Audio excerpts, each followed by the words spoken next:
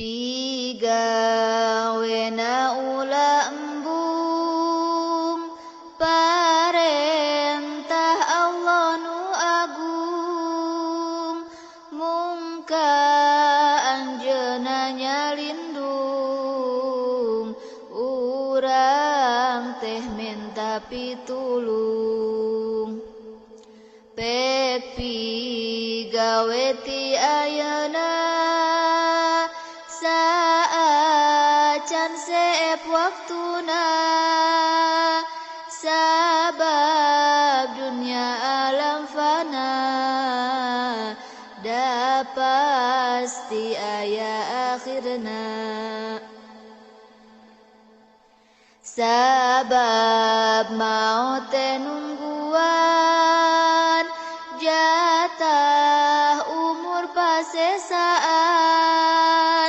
nu diatur ku pangeran urang pasti ngarandapan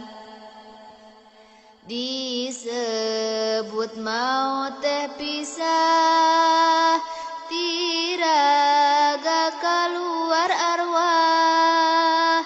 najan jalma gagah rongkah di dinya mah kudu pasrah ari hirup nu ayeuna moal angger salirana upami seep waktuna disebut maut ngaranna Allah anu ngersakeun urang ukur ngarasakeun nikmat anu dipasihkeun ti ayeuna mangfaatkeun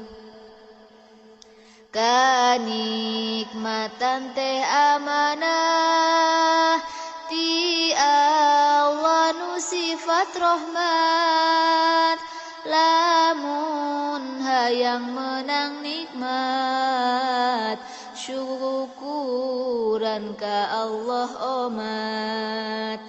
ari nikmat nu ayeuna eta moal salilana da pasti aya tungtungna dugi ka maut akhirna mangka ulah kajongjonan nafsu ulah diayonan parentah Allah lakonan memeh datang patakonan hirup kudu ati-ati cing leres mayun ka Gusti amal kudu ditaliti sing sae budi pekerti pikeun jalma nu dewasa anu normal boga rasa